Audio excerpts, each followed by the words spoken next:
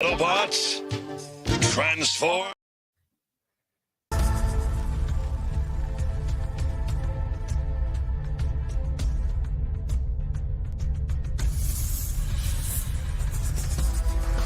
Da-da-da-da.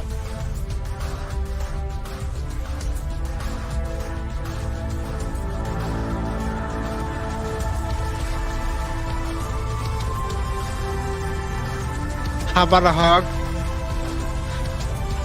This baby hits 88 miles per hour. You're going to see some serious shit. Yeah, it's called PACIFIC414. The following Pop content Talk. contains adult language and humor that is not suitable for viewers under the age of 18. Viewer discretion is strongly advised. The views and opinions expressed during the following video content are those of the individual and may not reflect those of others. Thank you.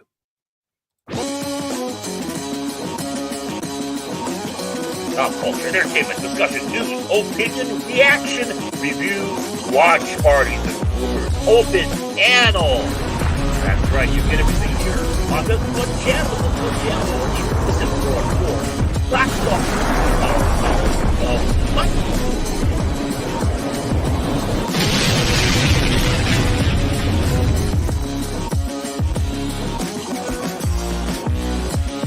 Paranormal Tag of Paranormal Tags, Fandom Legacy. Who's Cash Money? What's Cash Money? Where's Cash Money? Yeah, he's on the picture line, man. Some dude. Welcome, one and all. Welcome. Good evening and welcome, one and all, to this edition of PACIFIC414 Pop Talk, the first Pop Talk of 2024 year, 366 years, 366 days. Mark that down as an E1, Baron. Okay. E1. The first error of the year on Pop Talk. Oh, God, it does feel like 366 years, but that's beside the point. And guess who's out there? Guess who's talking with Fran Dresch right now? You should have given into his demands, but you didn't, man. You didn't. No, I haven't given it to his demands for more chin representation. Yeah. No, that's right. You see that Baron is here tonight, but Cash Money, unfortunately, is still under the weather.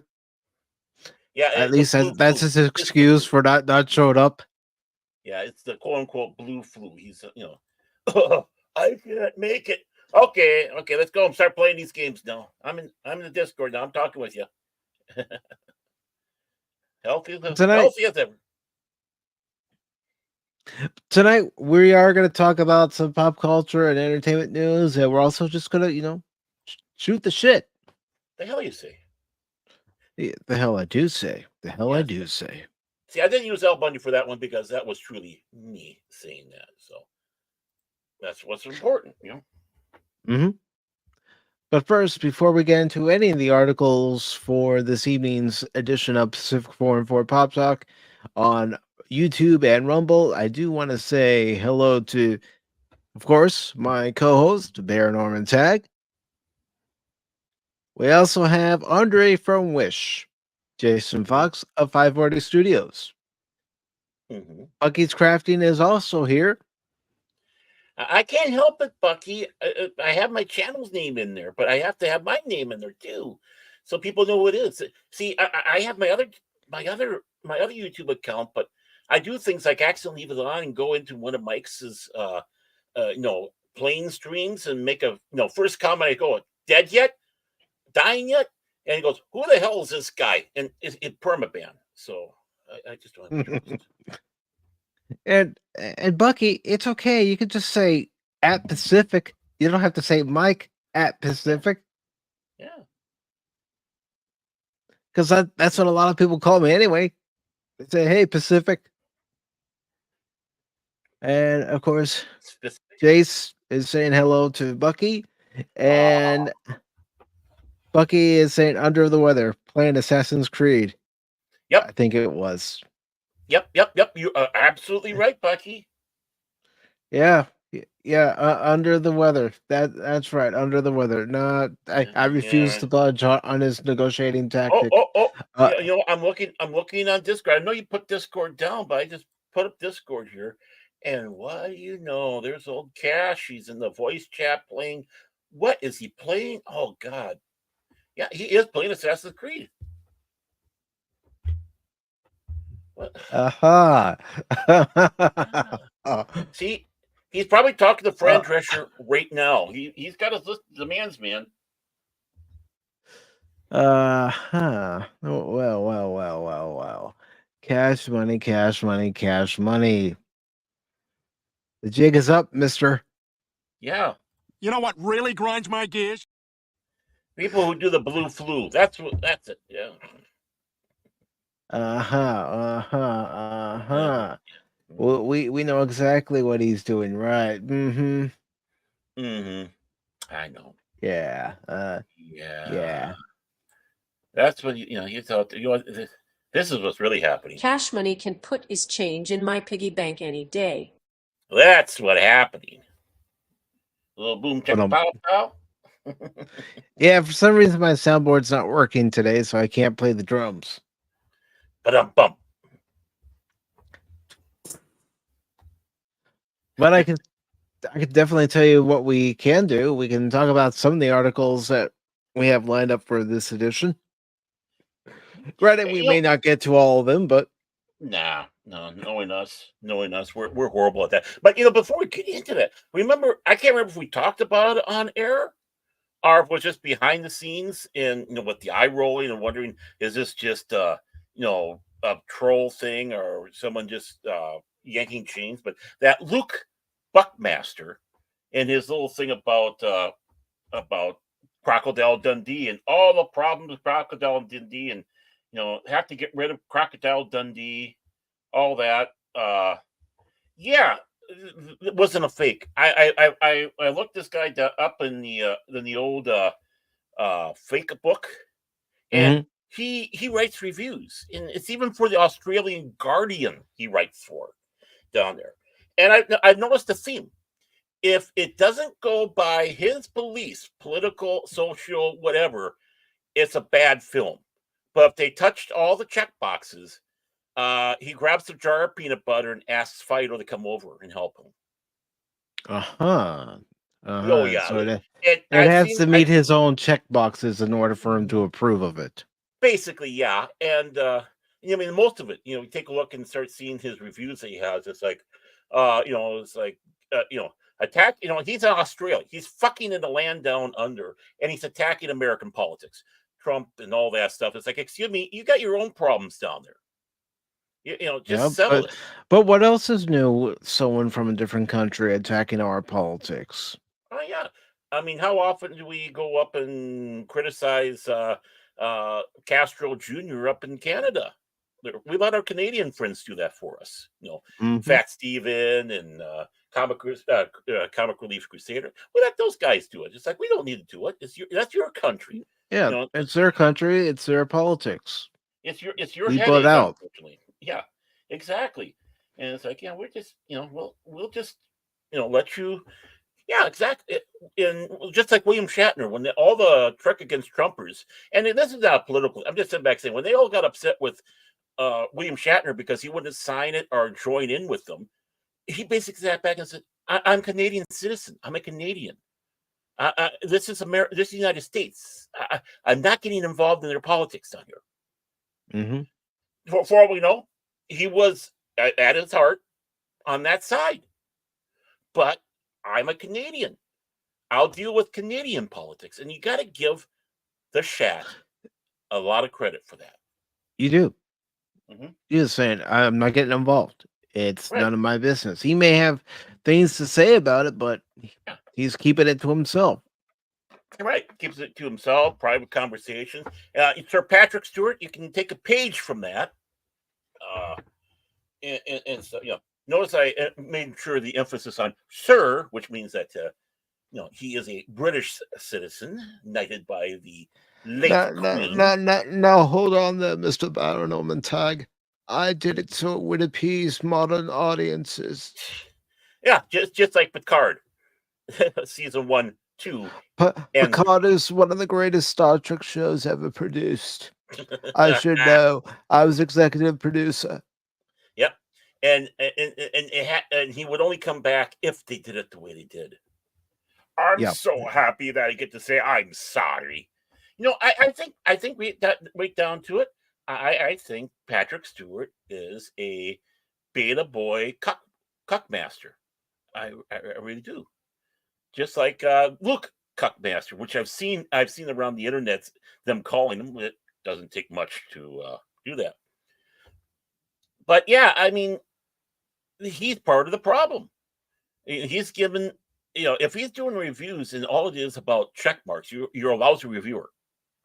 Mhm. I mean, how much stuff do we have that we watch? And yeah, it doesn't necessarily align with our philosophy, such, but we still appreciate it, right? And Right. we'll get a high marking. I mean, when you have literally communists that ran to England, and yes, they were communists and started writing shows like the Richard Green Robin Hood series. It was still holding up. Hey, it's great. It's still a great series, even though Mhm. obviously their viewpoints and politics creeps into the show. But we still love it. We're not going to sit back and say, "All right, doesn't hit my check marks of blah blah blah blah." No, is it done good? Is it done well? Which that was. You can't say something like that nowadays, unfortunately. No, unfortunately, like what we've seen with Picard season 3, and yes, I know there are some people who did like it, and it meets what they like. That's Right, fine. But for me, it veered away from what Star Trek is. They have turned the Federation into the villains, into right. xenophobic villains. hmm And that's not what Starfleet or the Federation is about. Which they also did with Discovery. Hmm. But it took Stacey Abrams to waddle off that platform and come down as president of the Earth to have that open mind to say, let's do it. Let's do it. Let's get back to it. Oh, God. Again, one of the things that is a problem for Star Trek today, you would never have had a politician like that using the show as a fucking platform No. for their own political gains. That's not what the show's about. And the biggest laugh I got, I read an article. I wish I could have saved it. But they're talking about how they're doing away with this ungodly child, or what the frig it was called, with in the Doctor Who timeline, where they say that the Doctor is truly this billion, a million-year-old, and not really a Time Lord, And the first Doctor was really a black woman. Um, they're doing it with that timeline because it's just completely bullshit. Not because the first Doctor was a black woman. No, the first Doctor was William Hartnell, and that's just it. He was a Time Lord. Hmm. But they sat back and said that Chibnalls, or chin balls, as I like to call him, being attacked because he was such a big Doctor Who fan and purist. He kept on going to the old themes of Doctor Who, and that's why. What? I never heard anybody attack him for that. On the contrary, I only heard them about how he was ripping and shitting upon the Hmm. property that supposedly he was so big about, and the ungodly child, or the unfettered child, or the unperp child, whatever the fuck that line they had, basically destroying decades worth of Time Lord history in basically for the show, uh, is absolute proof of it. Whoop-a, whoop-a, Good to see you, Whoopa. whoop-a, whoop-a. Yeah, But yeah, speaking of Whoopa, just real quick, I joined him in Lethal Company the other night. And yes, I uh-oh. lived up to my reputation. I did. I lived up to my reputation. Have you? Did he? No, did he kill you? Were you hit by No, no, friendly fire? no, Okay. no. Some monsters got me a few times. I turned around and there's this big ugly monster, big ugly bug, Stacey and Abrams? that no, not Oh, Stacey Abrams. okay. And then there was one point where I didn't look behind me, and there was a pit right behind me. And what did I do? I fell right into it. Oh, Oh. look what's down there. I wonder if it has an end. I'm gonna go find out. The hell you say? But no, that's a fun game that we were playing, and honestly, I think you, Cash, and I would have a lot of fun playing it. Just trying to survive for one thing. Oh yeah. Well, any game with you, that's the challenge. And yes, just so you know, I do have a certain Space Marine in my collection. Ooh. Now, what's interesting? Have you ever noticed if you go in where you do the online or the multiplayer, and you can go to the customization? I think you got the whole list of what they have had available for DLCs for Space Marine, so you can do up any chapter you want. Need to say, I might Dark Angels, man. I might Dark Angels. I'm looking forward to playing it, both in Oh, the it was. campaign and Mhm. online with you guys. Oh yeah, the campaign is fun. The campaign is absolute fun. You get to hear Orc going, "Shoot me again, Spice Marine! Shoot me again!" Okay, don't have to tell me twice. Exactly. Well, orcs are crazy, and I tell you that that multiplayer mode on that game can get after a while, as you progress and progress and progress, whoo, it's intense. It gets intense, and there's different maps they have for it, so it's not always the same thing. But you know what's funny? Because I was Mhm. thinking about it last night after I played War for Cybertron on my PS3. Decided, nope, no more tonight. But I'm thinking, why is it in certain games I can play them just fine offline? Yet as soon as I get online and start streaming them, death after death after death. I don't do it on purpose. It knows. It knows. It goes, Oh, wait a time to minute. make life look good. He's streaming? All right. Yeah. Oh, there's a have a good stream, guys. I hope to finally be better in a few days. Okay, time for that Assassin's Creed. I wonder if he's listening. You can go and drop it in Discord there, buddy. Are you listening? Are you hearing us mock you? Huh? I'm opening Discord right now. You know how I usually keep Discord turned Yeah. off during the show.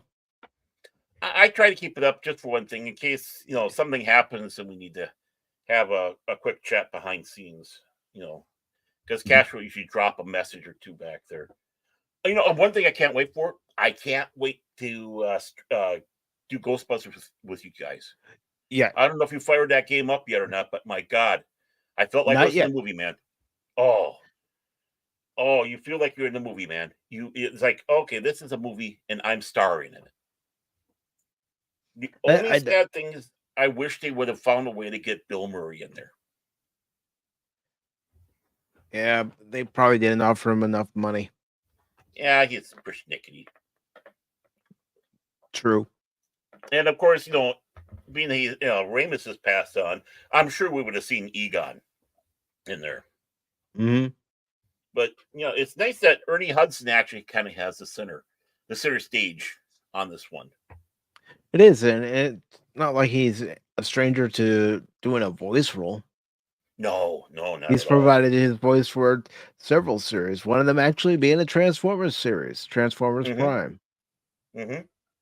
And of course, Dan Aykroyd's in there. I don't know how more involved Dan Aykroyd is in, but I mean, he's kind of the first one you meet as a character. He's setting everything up for you, and that's like, oh, I mean, here I got Dan Aykroyd here, man. I got Ernie Hudson. This is great. Mm-hmm. Now where's Slimer? Did you ever play the Ghostbusters game that came out in 2009? No, never. No, this is my first Ghostbuster game. They even had Ghostbuster games back in the day, I think. Mm-hmm. Was there one for the Atari? There was one for the Atari, and then there was one for the NES. There was also one for the Genesis. Mm-hmm. Yeah, and also there was one for the Sega Master System. Okay, I did. Yeah, I still got my Genesis. Maybe what I should do is hit the the video store, the used video game store. That is not the typical one that likes to take advantage of you. These guys are actually, it's a local company, local guys. And they have like, oh my God, they have Genesis games up to Yahoo. They got NES. They got, of course, PS1, 2, 3, 4, 5. I think they even got PS systems that, aren't released yet. 6, 7, 8, 9. Of course, you say, Xbox 360, Xbox One. I mean, that's where I picked up that friggin' Duke Nukem Forever. It's like, my God, this thing sucks. Yeah. It was cheap, like $4. Yeah.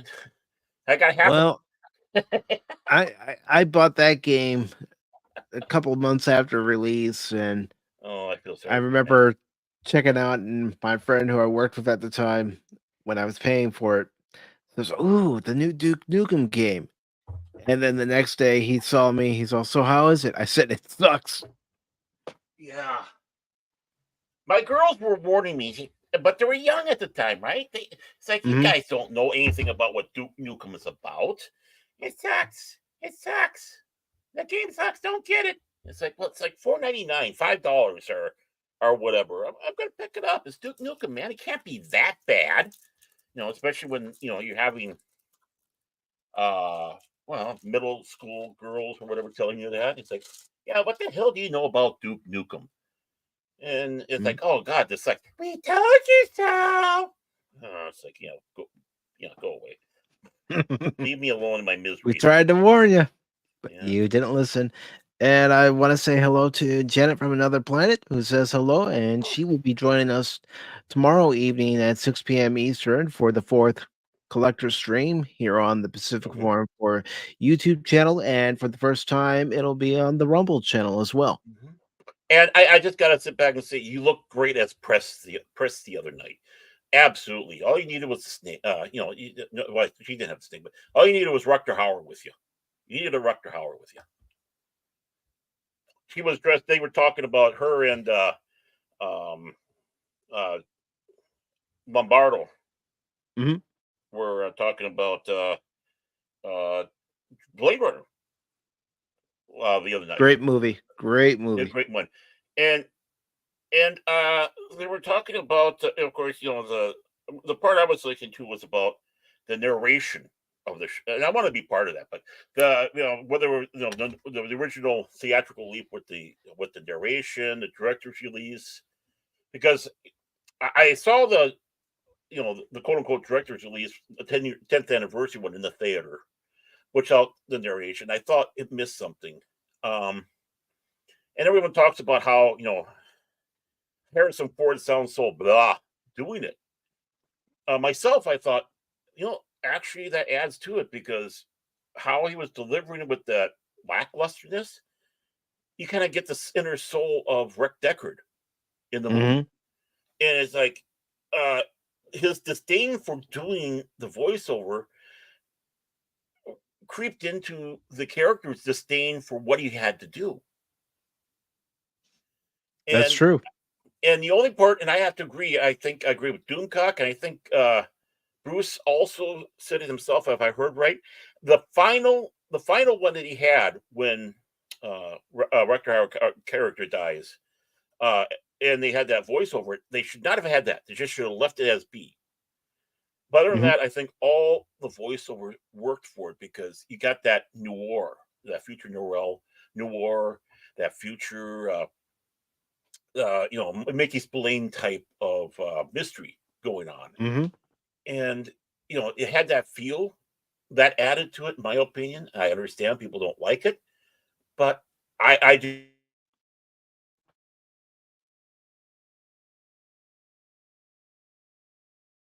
Leave it alone.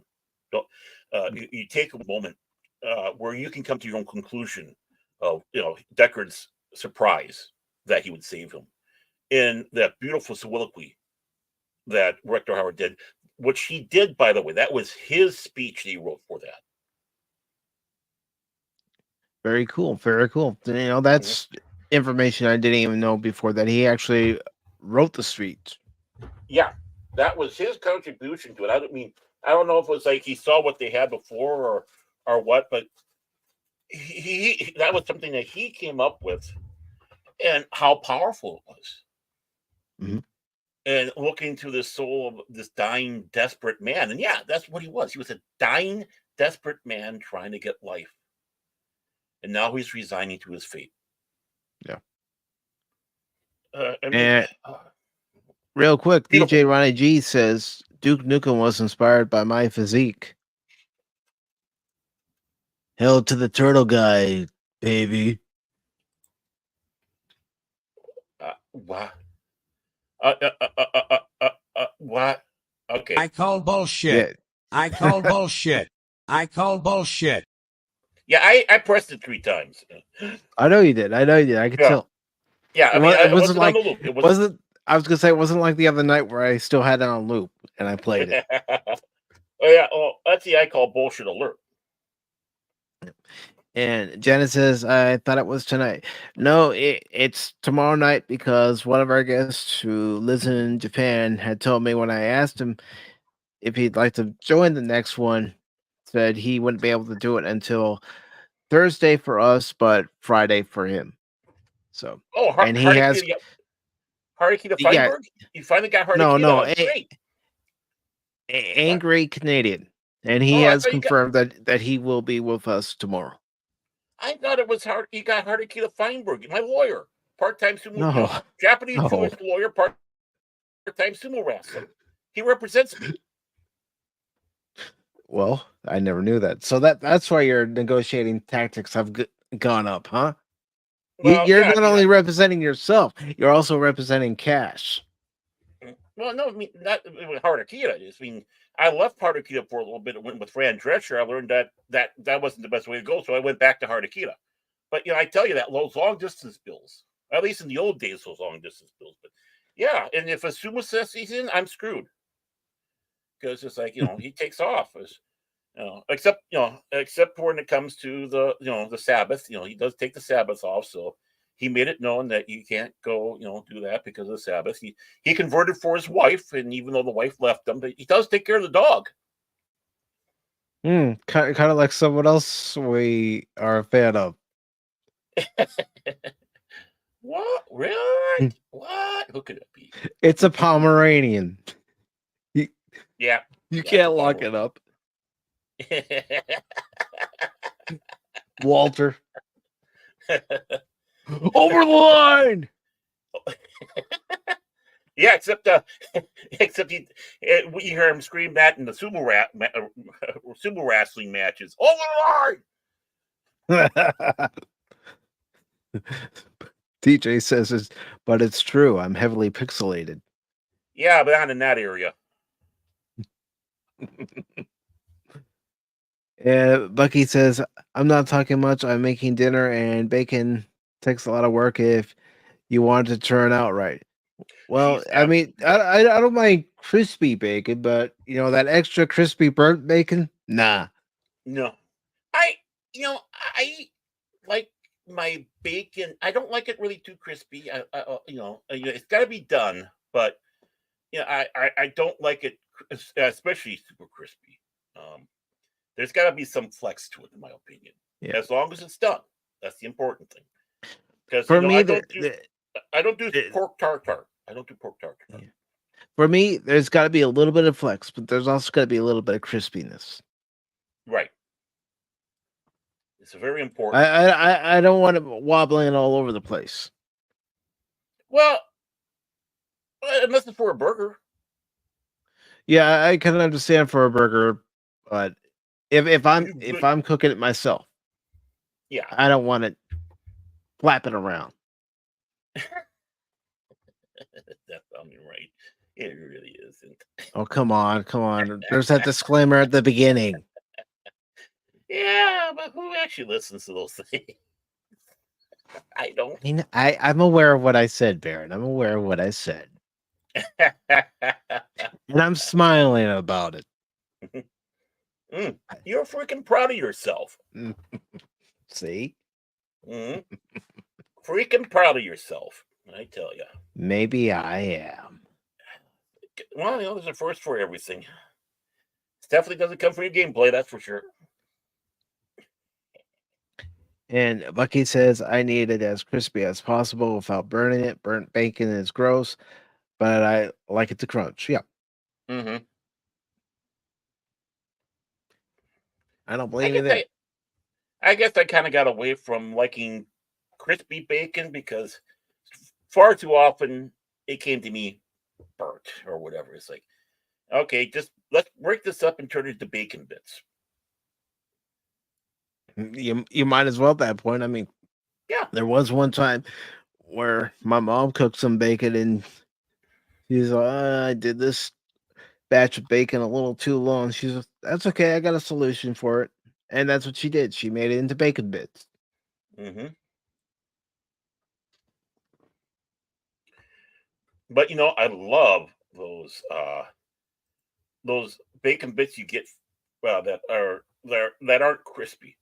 That aren't crispy either. Mm-hmm. But they're not chewy, but there's like done just right you can put on your salads. It's like Yeah. I don't like the crunchy bacon bits. I really don't. Especially after I start having those. Yeah, I used to as a kid, but now it's like, nah. Don't want it. That's just it. We gotten older and our tastes have become far more refined. Well, I don't know. Every now and then I like to have a Twinkie. Hey, there's nothing wrong with a Twinkie, especially if you can get your hands on the banana cream filled ones like they used to be before Devois. Oh, they were so good before they got bought out. Oh, that too, yeah. But when they because Twinkies originally had banana cream filling, but when the World War II came about, bananas became hard to get for various reasons, and then they started just doing the regular cream in there. So, hey, settle down there, Skipper. Settle down, Skipper. Wow, he's jumping the gun, don't you think? Yeah, he's talking to Hardicke to Feinberg right now and having a contract negotiation. Everything's going to be fine. Don't worry. He'll be back. Yes, the Chin Car of Pop Talk will be back to bother the Centauri. Mm-hmm. But, he's got, with the new year, though, he had to make sure paperwork was between him and Mike with doing the show was done right. And he went with my lawyer. So. Mm-hmm. And thank goodness that's See, Phil, I know you consider yourself the king and legend of Pop Talk, and you will rule the day when Cash Money is not a part of Pop Talk. But see, that's not happening. Not happening. It could stay a dream of yours, but it's not happening in reality. Well, Bucky, I'm a lot older than people think I am. But no, they brought those back not too long ago. At least 10 years ago, they started having limited runs of the banana cream Twinkies. And I think you can still find them occasionally out there because they last forever. In fact, I used to have some I had some I had several boxes of pre-World War II Twinkies. They were just fine. Well, I mean, you think about all the preservatives in them, and no wonder they're still fine. It's like MREs. Oh yeah. When I was a kid, my dad would buy the MREs to have around the house to eat occasionally. Those were freaking good, but some of them were freaking old. I miss. I gotta get my hands on it again. They had those great little can openers. Those old they flipped and all that. I used to have a bunch of them. I don't know what the hell happened to them, and it pisses me off because I always had one on me. Because you never know when you need to open a can. Exactly. And I can remember growing up, and my dad would keep the MREs in the garage next to all his fishing stuff, especially when he would take trips up to the Sierra Nevada mountains during the springtime and also the wintertime, because he would bring them with him just in case it was a late night fishing. He would still have something to eat. Right. Oh yeah, and that's another thing too. When we went camping or did things with the scouts, yeah, we brought MREs with us. delicious, good. I mean, I can't believe how good this food was that they had in there. The chocolate was a little off though, because when you open the thing up and the chocolate's white. Yeah, P38. Thank you. I was trying to remember the designation of the of what they called those can openers. P38. Yeah. I can't remember if my dad found one that my grandfather had or not, because some of the stuff he did give away before we moved, and Mm-hmm. I'm right-handed, but I have a hard time holding a cigar in my right hand. I tried it because I'm just going to bring the ashtray up. I smoke like a left-hander. it's funny. It's funny you should say that, because I'm right-handed, actually Mhm. right-handed. Yet I'll eat with my left hand. Put the Yeah. fork in my left hand. And my grandmother, one time on my dad's side, she saw me doing that. She thought, "When did you start doing that?" I said, "I've always done it. Mhm. For some reason, whenever it comes to eating, I'll use my left hand for the fork, right hand for the knife. Yeah, and Very rarely will I use my right hand for the fork." right. Well, you have the people they'll use the fork to stab it down, use the knife, put the knife down, bring the hand over, pick it up with the fork. No, I do the same thing, and I think that's actually considered European way, because that's how you do it in Europe. Well, and that would explain a few things, since like a lot of us, we have European roots. If we don't have European roots, Mhm. we come from the Middle East, or South Africa. Well, Africa itself, not South Africa. I need to correct myself on that. But Southern Africa. yeah, that's right, y'all. But we really do come from all parts of the world. Mm-hmm. Yeah, it's like, do you use chopsticks right-handed, left-handed, or use both of them like me? Yeah, I use both of them, because even to this day, my hands are like, wait, what? I tried. What? I tried.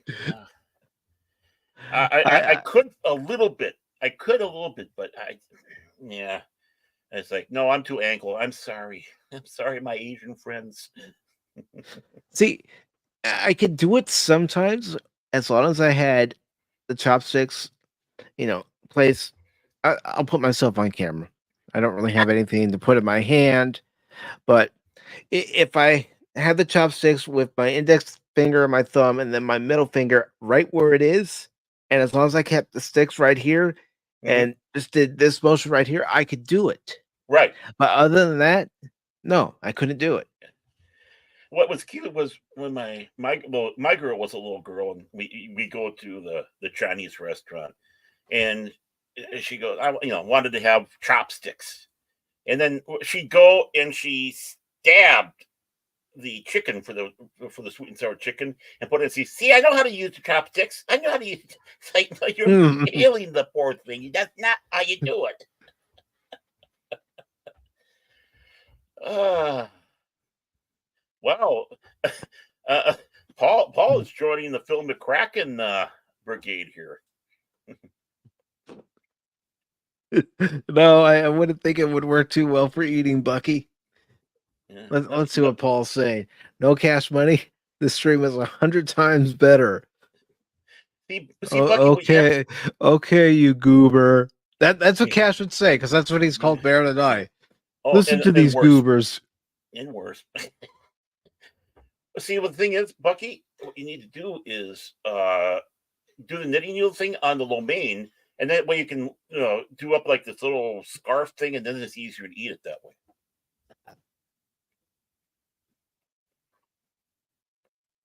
Venomology has entered the chat. Yes, he has. Yes, he has. Yes, he has. I hope you're doing well, Paul. I hope you are. Yeah. I hope you are myself. I don't know what the weather's like on that side. It got cold last night. It got to 29 last night. For us, that's cold. Yeah. Oh, that's balmy day here. Balmy. yeah, we You're went. like that's shirt and shorts weather, Mike. Yeah. Well, it's like the old joke from uh Rocky and Bullwinkle there. It's like, Ma, what's the temperature? 10 degrees. Above or below zero? Above. I get to wear shorts today.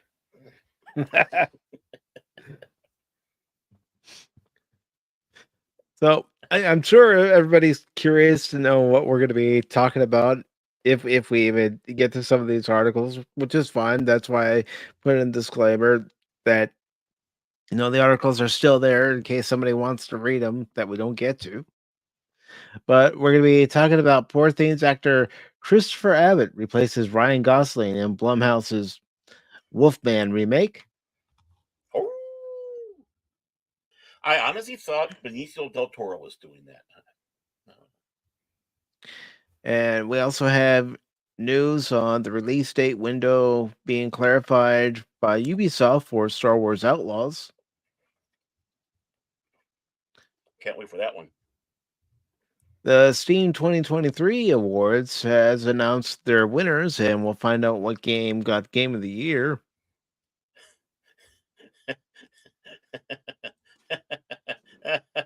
I'm just going to take it. I don't know. I didn't see. That laugh by Barrage give you all a hint. I haven't read. I don't even know. This is a guess, but just because of how people are. Get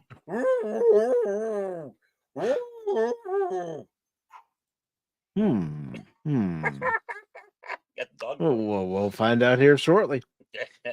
WB and I honestly do not know the winner. I'm not kidding, folks. Because I don't like to read ahead of these. WB Animation exec speaks out against the use of AI. Mm-hmm. I'll give my couple cents worth on that. Mm-hmm. And we have an article from Geek Tyrant that says the Abyss 4K canceled in the UK over scene James Cameron refuses to cut. And we have a couple others, but like I said, if we get to them, we get to them. If we don't, we don't. Because who knows where the conversation might go. That's why I say sit back, relax, and join the conversation. At the end of every description for Pop Talk.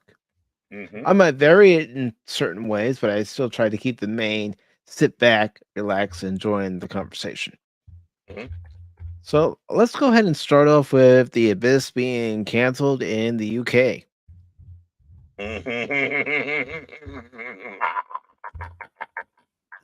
Barrett's ready. Barrett is ready. And I hope everyone else is ready to chime in on this after we read it. Because I don't read a lot of these articles ahead of time. Mm-hmm. I look at the title. I might read the first paragraph sometimes, but a lot of times I read it fresh here on Pop Talk, so you all get the genuine reaction. And if someone else is talking about it, I ignore the videos. Yeah. It's like, no, really? I want to be able to give my take on it. Mm-hmm. Or I want to hear Baron's take on it. I want to hear Cash's take on it. Or, a member of the chat's take on it. Speaking of which, didn't Whoopa have a question for the chat? I missed that.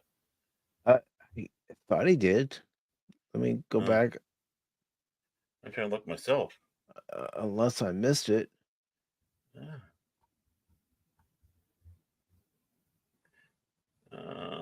Not the bad.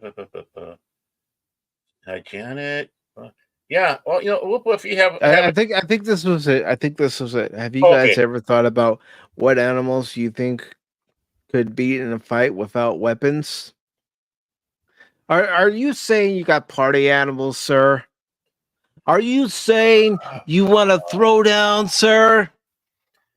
I haven't got. I have to download it on my computer, but yeah, as long as you either have a penguin or an otter, those are my favorites. Penguins or otters. What animal people think they could fight? What could I fight? Oh God. Even a sloth would kick my ass. I don't know. I don't know. I don't know. I wouldn't want to fight a cat because cats fight dirty. Oh, they do. You want to see the scars? Oh, I've had plenty of scars from plenty of cats in the past. Yeah. Wow. Yeah, well, I got them. I got them. Cats are dirtier players than Ric Flair. Yeah. The Padawannabe says, "Don't trust Whoopa." You mean Emperor Whoopa, Whoopstotska. Of course, I don't trust him. I like him, but I don't trust him. And God would trust, always pay cash. Money. Yeah. Always pay cash, no credit.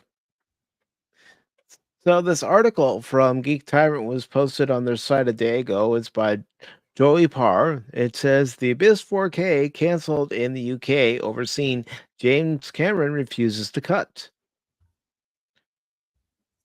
It says the release of James Cameron's 4K restoration of The Abyss has been canceled in the UK over a scene that UK censors wanted cut out of the film. According to Digital Bits, UK censors wanted to cut the scene where the rat is submerged in breathing fluid. The rat was unharmed in real life, and even in the story, it survives the breathing fluid. Disney was apparently fine with editing the film, but Cameron was not, and his Lightstorm production company wouldn't do it. If you've seen the movie, then you know there's an important reason for the scene that sets the stage for later when Ed Harris' character Bud is submerged in the fluid. Very important to the movie. Mm-hmm. Incredibly. Yeah. A little scene like that. Again, it's that Chekhov's gun type of thing. Yeah. And it explains so much. Just a small scene like that explains so much. If you don't have it, you don't know what the hell's going on. Type of thing. Exactly. You miss a critical piece of the puzzle. Well, guess what? That puzzle's not complete. Mm-hmm. The author of the article, Joy Parr, says it's so funny and strange to me that censors want to cut the scene with the rat, but it's okay to keep the scene with a human having to go through the same experience. So if you want to buy the Abyss 4K and you live in the UK, you'll have to import it from the United States, and like all 4K films, it will be region free. In the film, a nuclear sub mysteriously sinks, and a private oil rig crew led by foreman Bug Brigman is recruited to join a team of Navy SEALs on a search mission. A search and rescue effort, reads the synopsis. The group soon finds themselves on a spectacular life and death odyssey 25,000 feet below the ocean surface, where they find a mysterious force that could either change the world or destroy it. The Abyss stars Ed Harris, Mary Elizabeth Mastroianni, I'm not even going to try it. I already butchered it. Michael Biehn, Todd Graff, John Bedford Lloyd, and Kimberly Scott. And it's going to be released March 12th of this year. And I got to be honest, I haven't watched it since it first came out on VHS. Yeah. I didn't go see it in the movie theater. And even then, Cameron did some re-edit and adding to it, because he wanted to make it better. He didn't think it was good. It didn't. I don't think it did well in the theaters at first. A lot of people had complaints, disjointedness and such. And Cameron did a little work on it, and then people said, "Oh yeah, now this is better. This is better," if I remember right. But with that saying, people out there, and Mike and I were talking about this behind the scenes. I guess I talked a little bit too much about it because I want to hold myself for the show. But this is censorship, folks. This is what real censorship is. We don't have it in the United States. When you have these nattering nabobs and negativity screaming about book burnings, and yeah, there are people, morons that go out there and burn books and records and stuff like that, but that's little groups of people. It's not the government. It's morons, right? And it's Right. not that prevalent. Obviously, it's not that prevalent because if it ever happens, that's when, oh my God, that's when, I think it was much more prevalent in the 80s myself.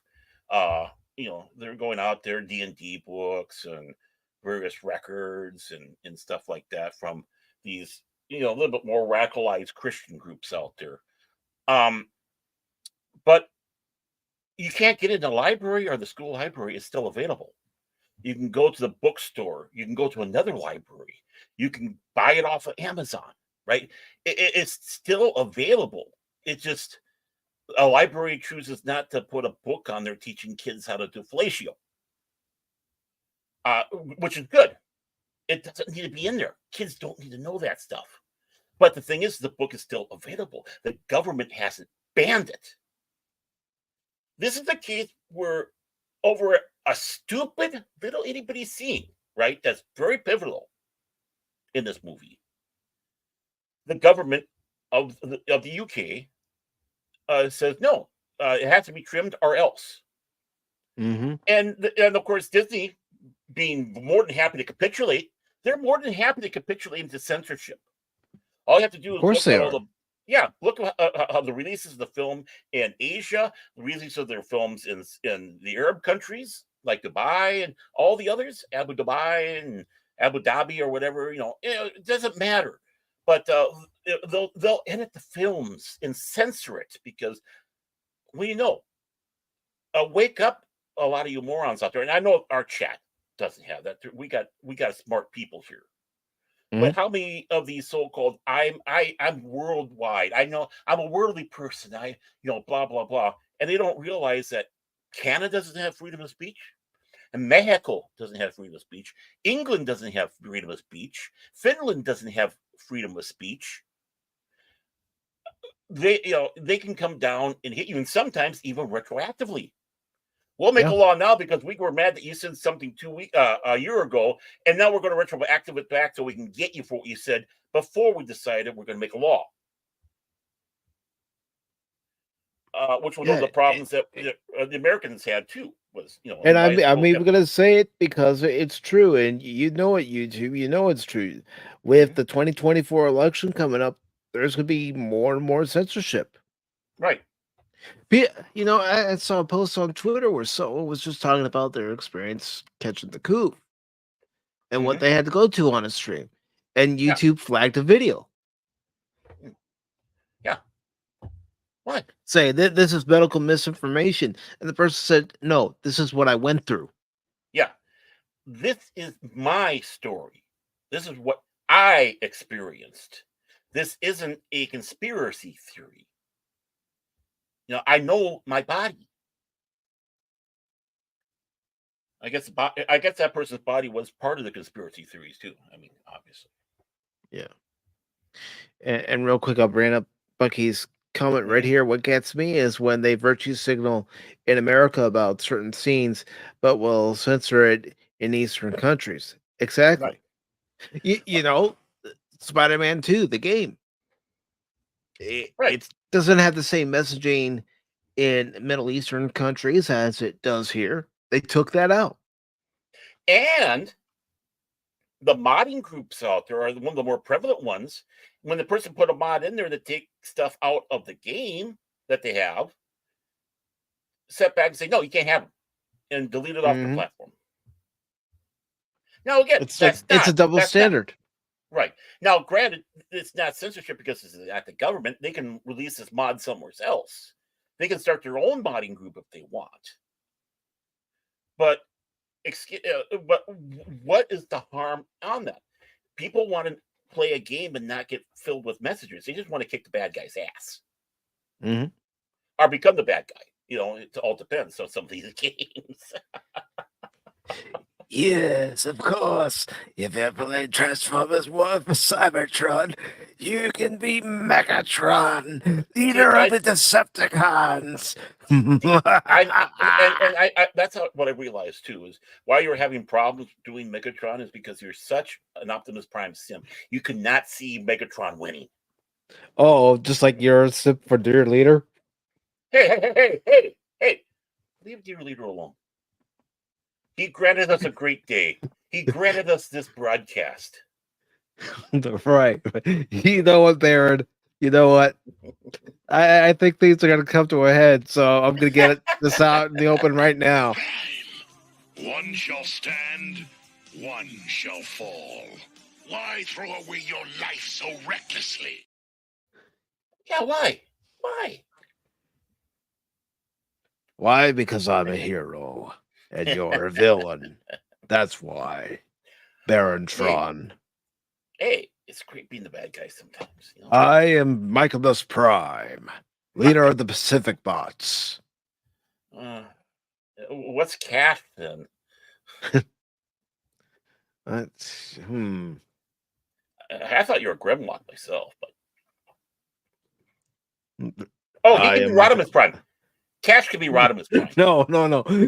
Cash could be the Quintessons. Has the Imperial Magistrate reached a verdict? I have. Guilty or innocent? Yeah. Innocent.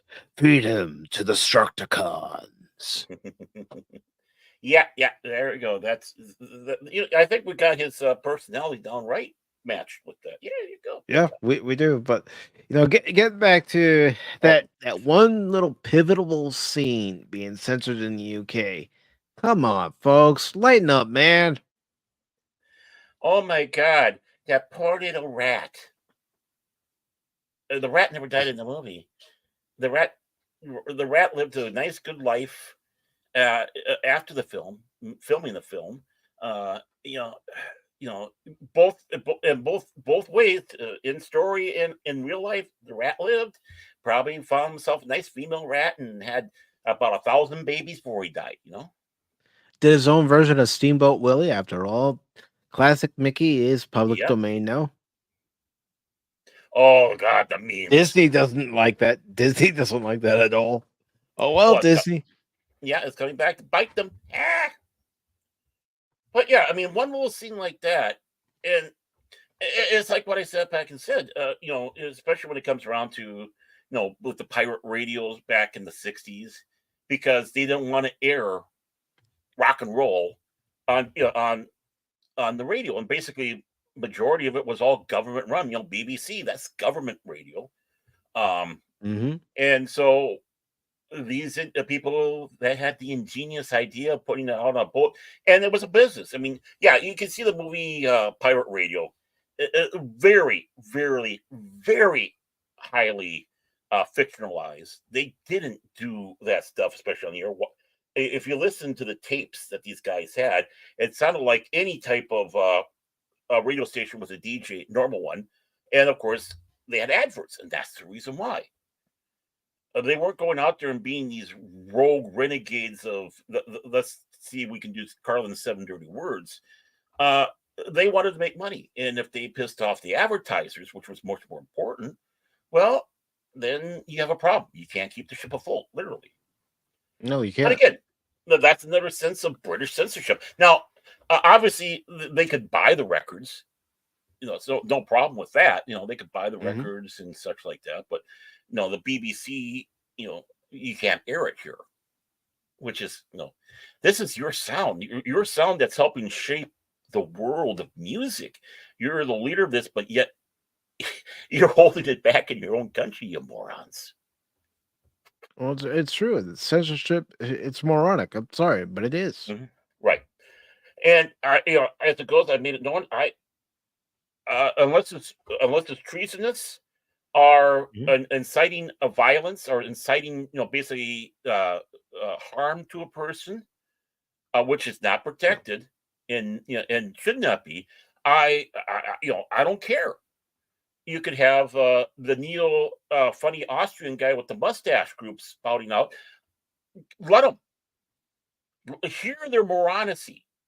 Don't censor them, because then you start. Well, let them dig their own hole. Let them dig their own hole.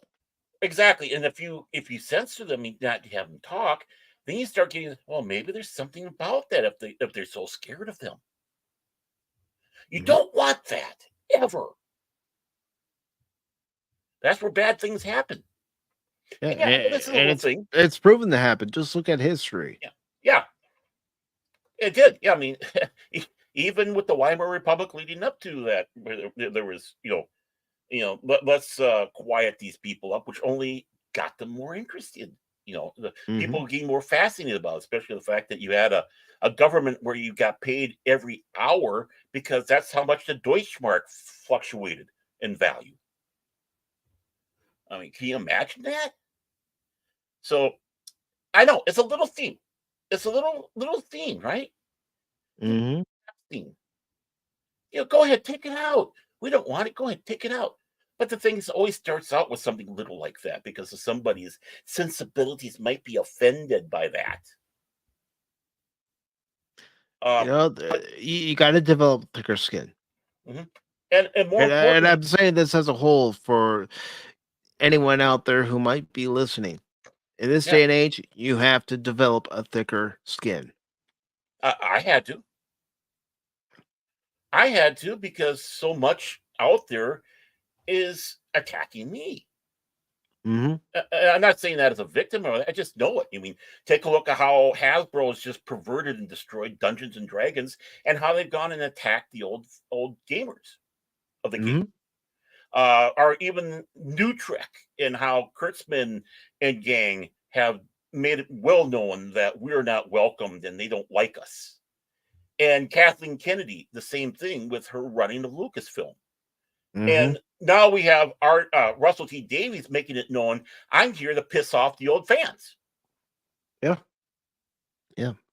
So I got to He's not fix the it. only one that's out there saying, I'm here to piss you off because you're an older fan. You're an established fan.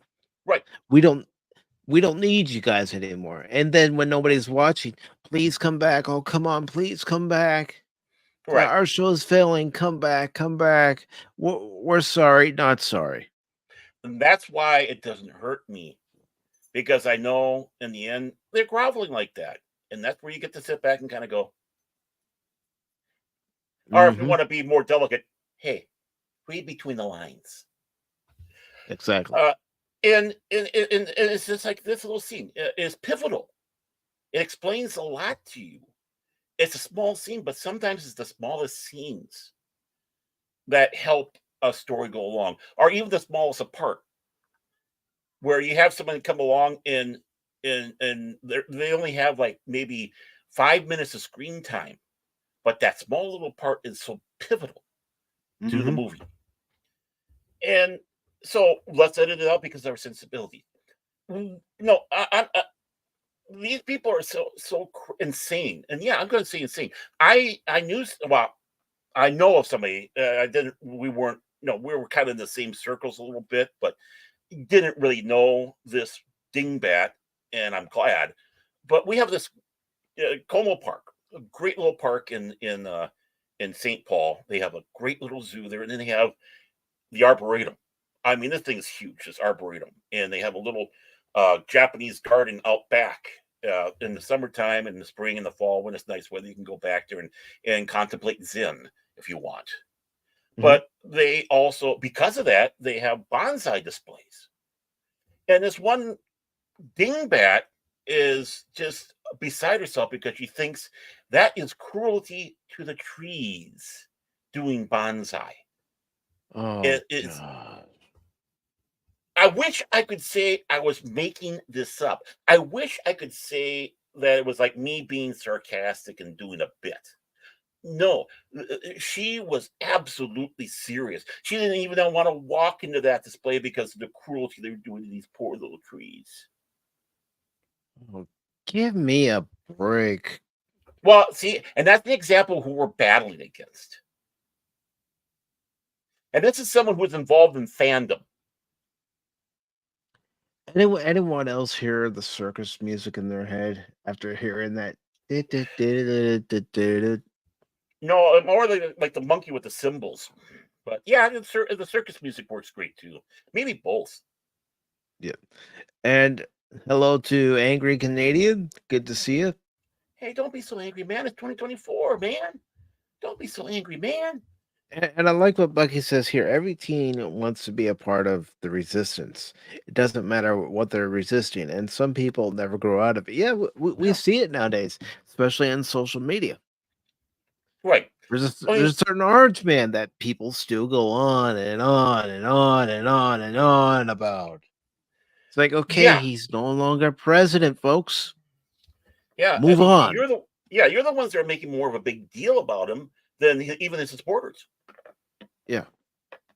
You can't wait to talk about him. And it's like, you got your guy in. Quit saying bad things about Orange Man. Tell me good things about this guy. Yeah. What has the current commander in chief done for you, for the country? Boy, That's a we're plus. too bad you don't have your I'm waiting for soundboard your going. answer. I'm serious about this. Yeah, I'm not being snarky. I'm serious about this. I want to yeah. hear what is the plus that the current administration, the current president has done for you. Mhm. Right. Can you say and that it's not he's not the Orange Man? Leave that out completely. Right. Um, and focus on that. Because if you can't Mhm. focus on that, you have a whole argument. And be prepared to have a debate on that. Because if you Yeah. start listening to things, someone's going to counter and have a debate back. Don't get all upset. That's what we call discord. Mhm. That's what we call being able to have a communication back and forth. Convince me. Try to convince you. Maybe you might win me over on points. Are you afraid I might win you over on points? Maybe we'll just find a middle ground, which for many people, that's still not good enough. No. No, they have to win the argument for argument's sake. Because that's what Right, it turns out to be, an argument, not a right. discussion. hmm And then it comes down to then they start dropping, they're the first ones to start dropping the name calling. And that's when you know you've won the argument, is arguing with a pigeon. Pigeon playing chess. I mean, the pigeon wins, knocks all the pieces over, shits to the board, and flies away. I won. Mhm. Yeah. I mean, he didn't. Honestly, he didn't. But that's what we had with fandom. You had discussion, you had debate, and yeah, sometimes it got heated a little bit, but you were still friends. It was the heatedness Mhm. is passion, not hatred. It's just the passion you have for it, and you understood that, and you still walked away with friends. Whether you're talking about the latest Star Trek Next Generation episode, or an old Star Trek episode, or one of the movies. It doesn't matter. Something talking about Starship Troopers. It doesn't matter. It was a discussion. You can't have that no more. We can have it, all of us, because I know there's people in the chat have different viewpoints on various properties out there, right? But they have a love for it. They have a different take, or they want to express a different take that it was offering, and that's great. That's wonderful. That is one of the reasons why I put the disclaimer about the different views and opinions, because Right. everybody has a different viewpoint. hmm And I wanted to let everybody know right away before the show officially starts what they're getting into. They're going to get into a show where we all have different Right. viewpoints. We're coming at it from different angles, Right. and we're not an echo chamber. Right. I mean, Jace, you, Cash, Crit, all across the board, we do not necessarily see eye to eye on things inside certain properties, but we express it. We bring it forward. It's like, well, what about this? What about that? You know, we have fun with it, and yeah, Hmm. it can get intense, but not in a bad way. Again, it's the passion why you love it. And it comes down to also the factor that if you are on a crusade for something, right? If you finally get that end goal, do you stop there? Or do you feel you have to keep on going and going and going? Well, if you have that crusade and you get to that point and the war's in a sense over, right? And we go on, you're a good person. You're a stable person. But if you have to keep on insisting, it's like the episode of The Simpsons where Homer's with the stop sign and keeps on going and going and going and pushing. It's like you got your goal now. Okay, Hmm. be happy. is there an end to what you have? There's an end goal for me. I want good science fiction, good fantasy, good pulp culture. I don't care if there is messages in there. That's not the point. I want it delivered good. I want, properly, doing it in a good way. I don't mind being, have to look at different viewpoints. I think I am able to look at other viewpoints far better than any of the new Trekkers out there, the Kurtzman people, are the new Doctor Who fans, are even the Kennedy, Kennedy Star Wars people. Because you take a look what Lucas did, and you can start seeing all this, not just the mythological folklore, but even social commentary, right? You don't get that necessarily with the new stuff. It's now going, let's have fan service. Well, Lucas wasn't about fan service. Just look at the prequel. I am making these films for me. But, people were upset with Jar Jar and the various other aspects of it. Boy, I miss Jar Jar now. Far better than Geode. Exactly. And Bucky says, if I don't like the stuff you talk about that much, I won't watch. It's just that easy. I understand where you're coming from. If I know that we're going to be talking about a particular topic on Pop Talk, I won't watch any video that I see from channels that I'm subscribed to talking about it. No. Because I don't want my opinion tainted.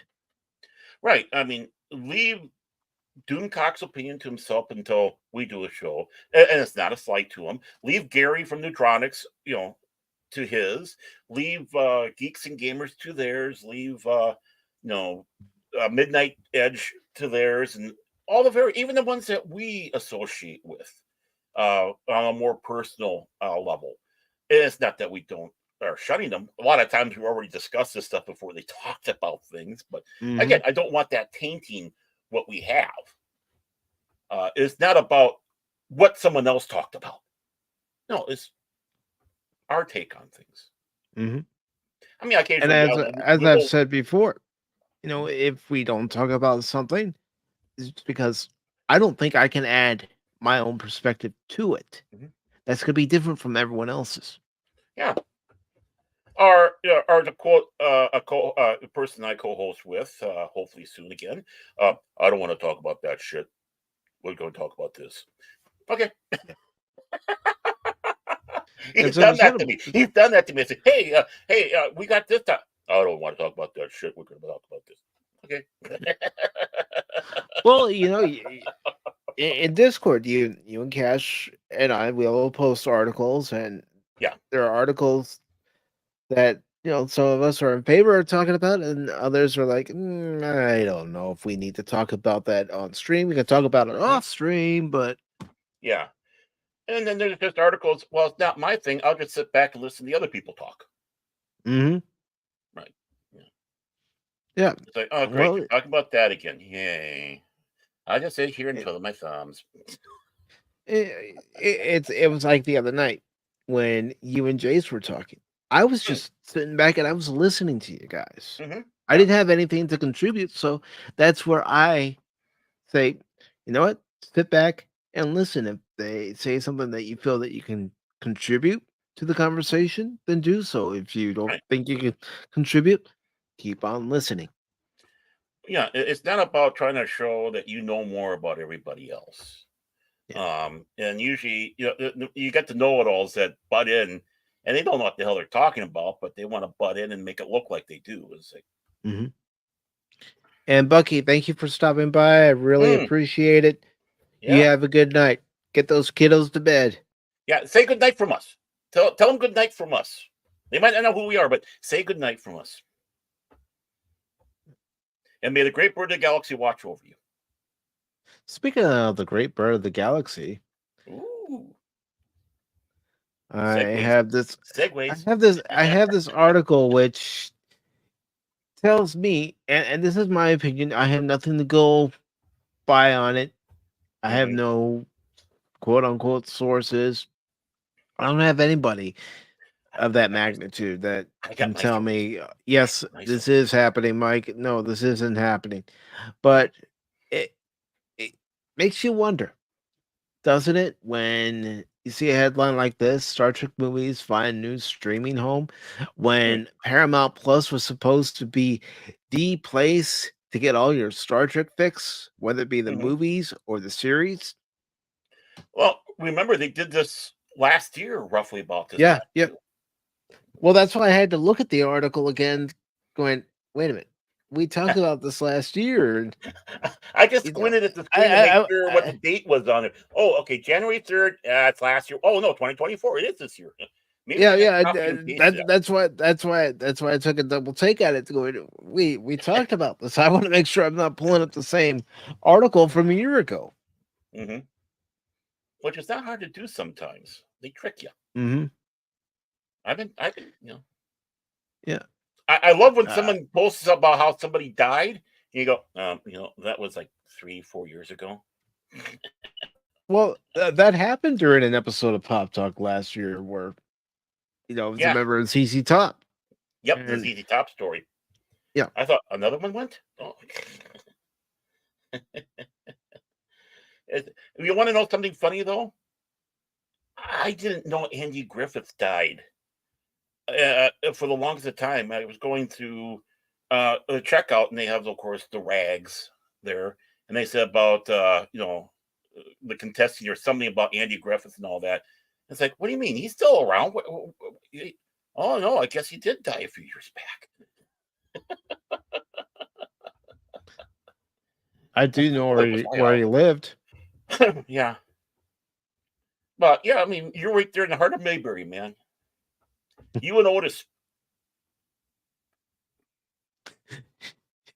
Yep. So That's why we you have had to this. go hours away to go to someplace decent. Yeah, true. How's Floyd's haircuts these days? So is he still doing good? I haven't seen that shop in business in years. Well, I mean, it goes to the 23rd century. I mean, you know, Kirk and gang walked by it a few times. Well, maybe that's one of the franchises. There we go. I mean, I love it when they reuse the Mayberry set, set, the outdoor set, and they walk by and it says Floyd's. Mhm. They didn't bother to change it. Well, they didn't think anyone would catch it, Nowadays, you have eagle-eyed folks out there going, "Oh, did you see that?" Yep. Yeah, it's like, well, he didn't think this was going to be such a big phenomenon. Now you got a bunch of us nerds that just people like DJ Ronnie G and his turtles are just nitpicking down everything and frame by frame, digitizing. Yeah, see that there? Yeah.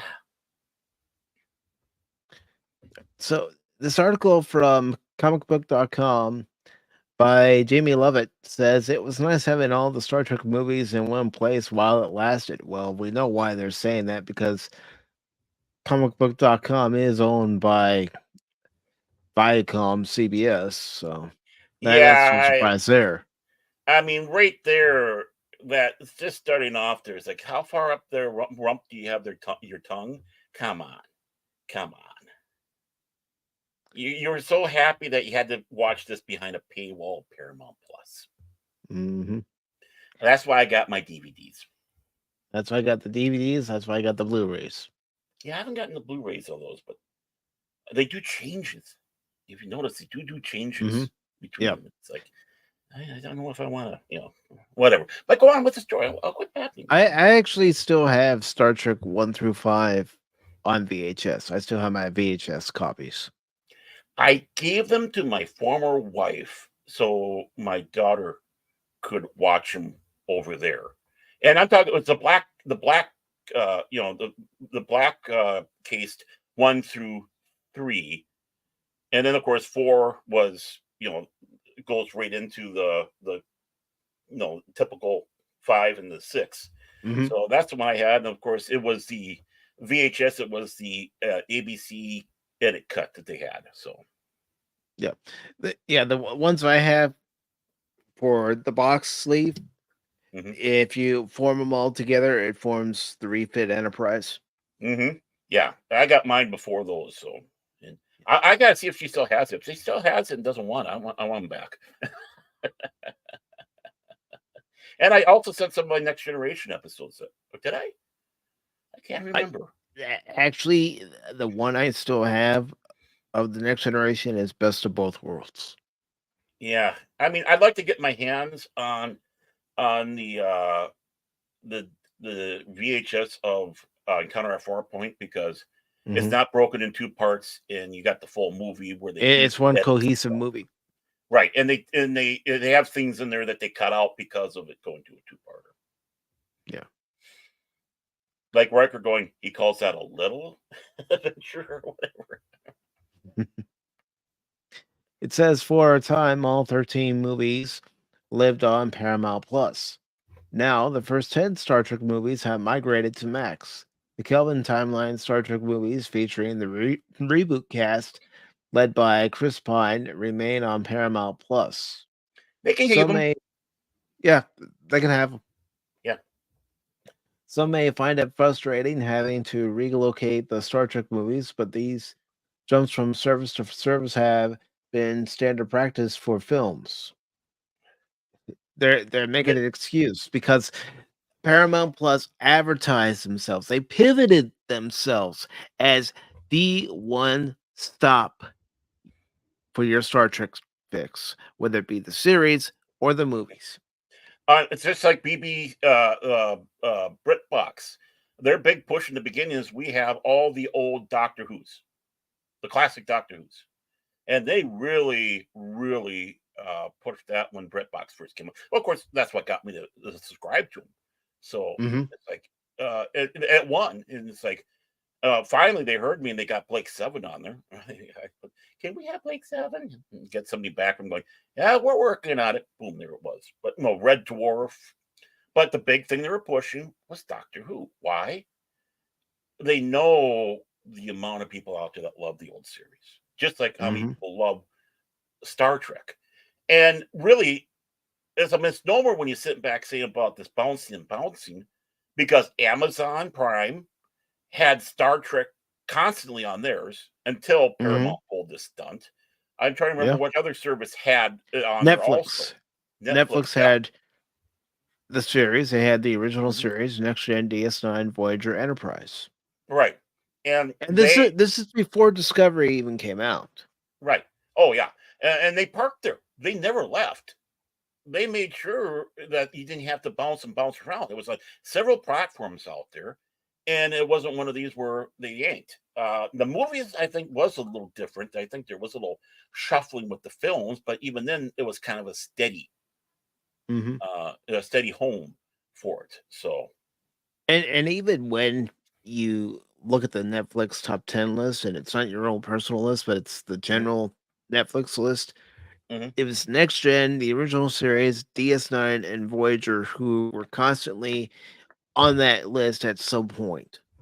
right, exactly. Why? It's America. This is America's really first great um, science fiction franchise mythology that helps Hmm. spawn others out there. I mean, we had stuff before that, Flash Gordon and all that. But when it comes around to the lasting of it, we're in the 60 years now of Star Trek, just about, Hmm. and not many things can really compete against that. Uh, but you can have things like Star Wars that came in and trailblazed off of that to a point. You had things like, well, Babylon 5. If now that things are loosening up on that, I hope it finds a new audience and gets the same treatment. Uh, What I'd really uh, like to see Warner Brothers do, since they do own TNT, is just say, heck it, we're giving you Crusade. right. Straczynski, here you go. Because he wants to do it. He Hmm. wants to do it. I know he wants to finish that story out one way or another. But all the times he said back, nope, not going to do it. No, and then he finally does the drop like last year when all this stuff was happening, saying that Yeah, I don't have control over that. That's why you didn't have any references to Crusade in the animated film, as much as you should have. Mm-hmm. Um, so yeah, Which the animated film was probably one of the best things to come out in the last year. yeah, you know what? Yeah, that should have been. Yeah, I think I just said that about when we did a rundown. Yeah, it was one of the great things, and I hope it opens up doors more. I mean, and if Straczynski wants to do his reboot, I will meet him halfway and say, as long as we start keep on getting, and sadly it has to be these animated films Mm-hmm. continue on that story because there's Yeah, still yeah. a story there. Let's not go the route of live action. Right? You can't. There's no way you can recast the original Babylon 5, and it's going to be really hard to cast a new one. Mm-hmm. Uh, to get someone the level of Andreas Katsoulis and Peter Jurasik and their chemistry they had on screen. It's like Odo and Work. Pork, Armin Sherman and Rene Auberjonois. Uh, you cannot even think about recasting Odo. You really can't. No.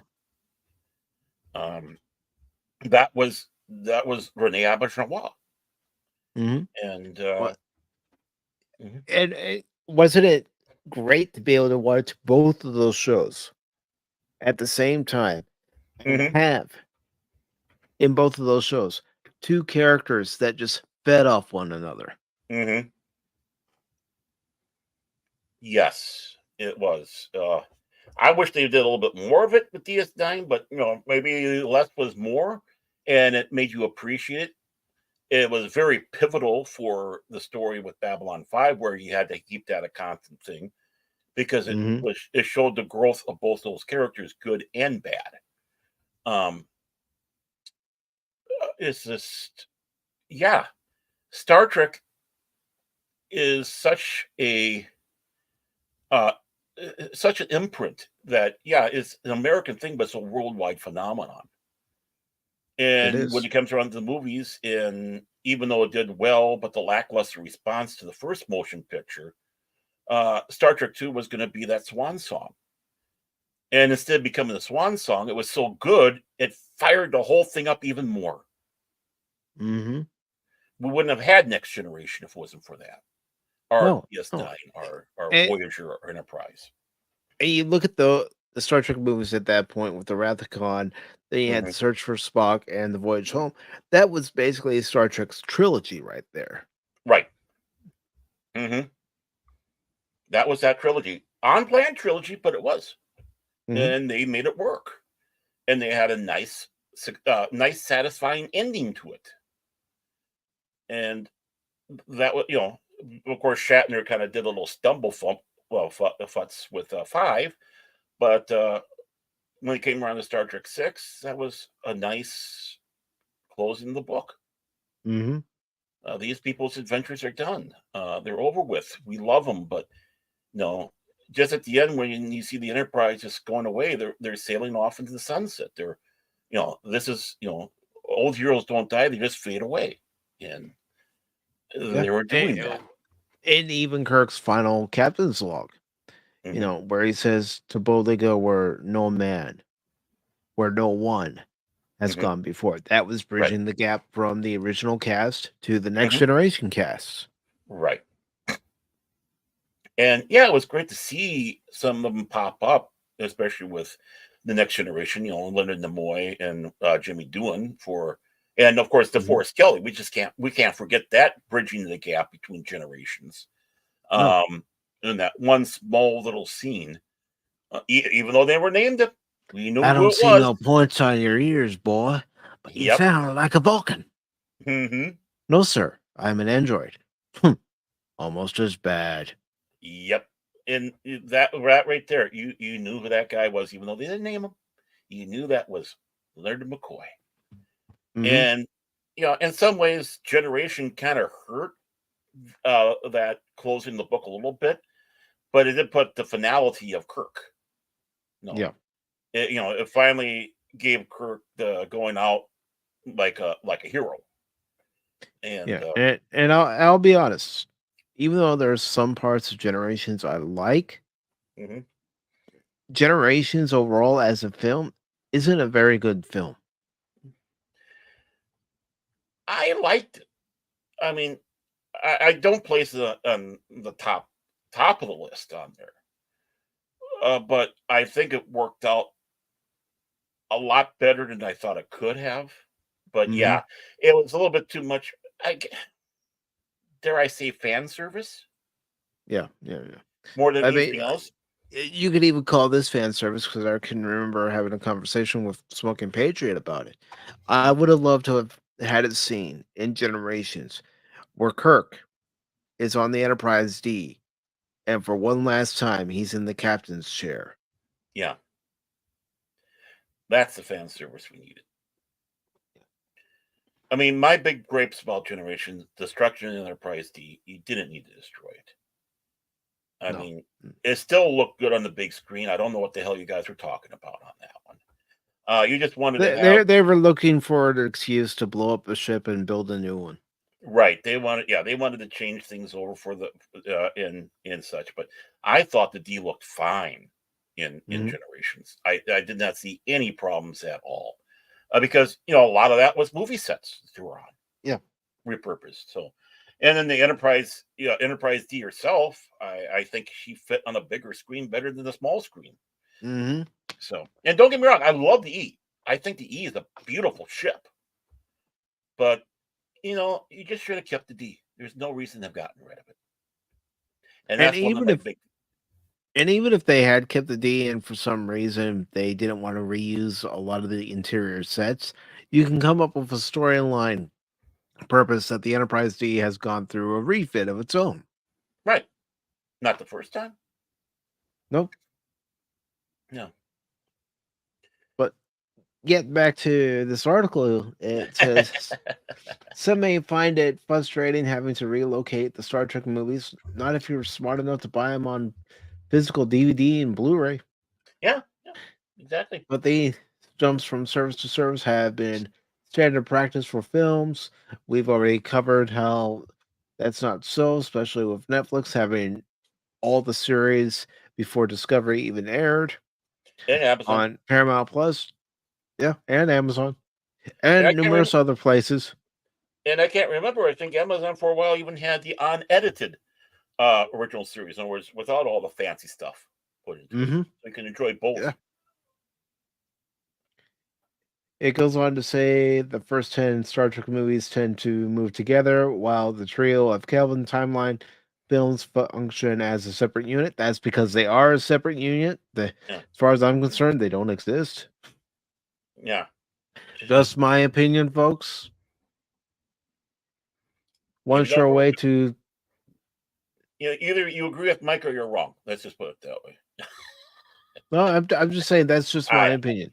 I know. I'm kidding. I'm kidding. It's the old I know, joke. I know, I know, I know.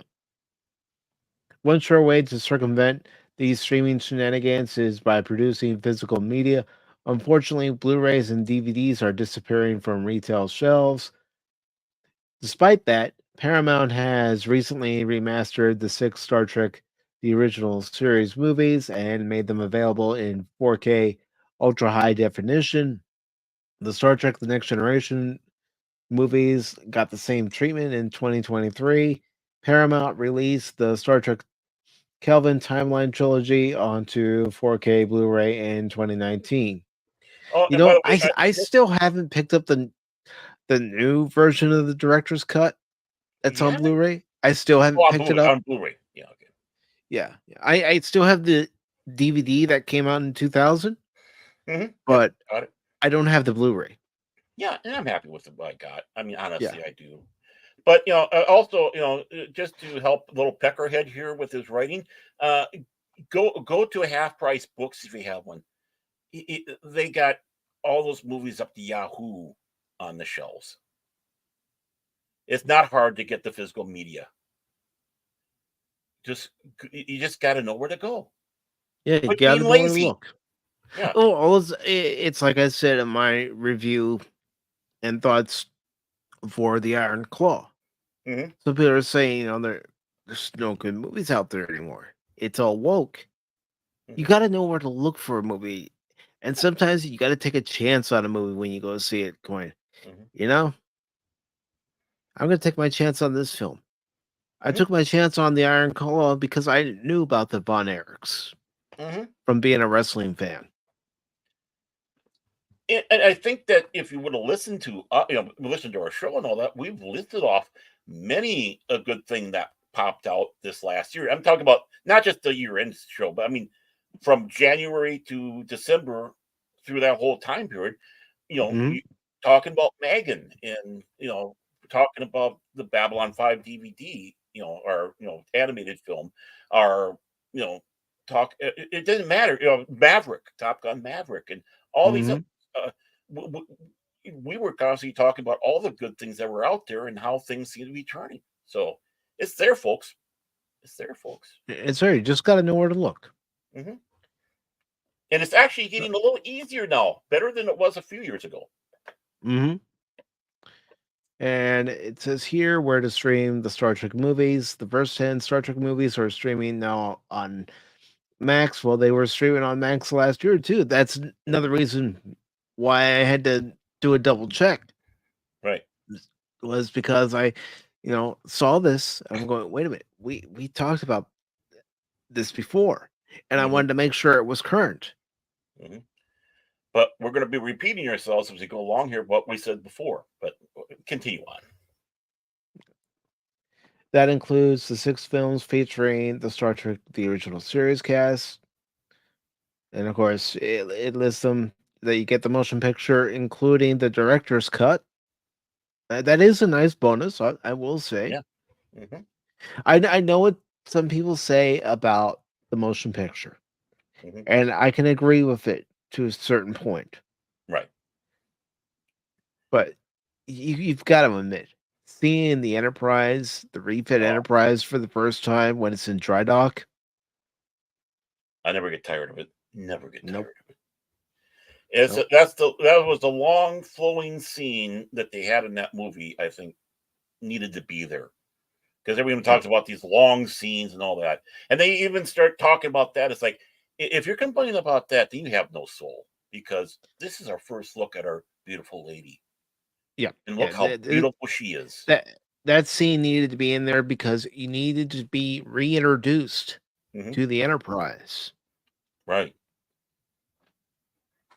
She's You got a new remember how dress she on. looked in the original series. You know, Hmm.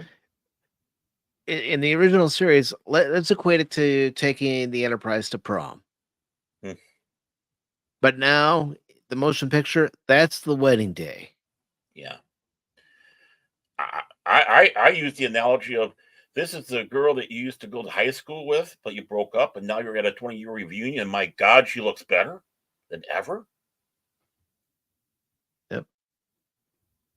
So, as you can see, you got all 6 original series movies. Then you get the 4 with the Next Generation cast Hmm. on HBO Max. Hmm. And then, of course, if you like them, and I know there are some people who like them, I know, Yeah. you can watch the Kelvin Universe movies over on Paramount Plus. Hmm. And it says here why the original Star Trek films are still beloved. Comicbook.com spoke to Rod Roddenberry. Why? I know why. I know why. Yeah. The name. I like Hmm. Star Trek. I'm sorry. Was that me? I'm sorry.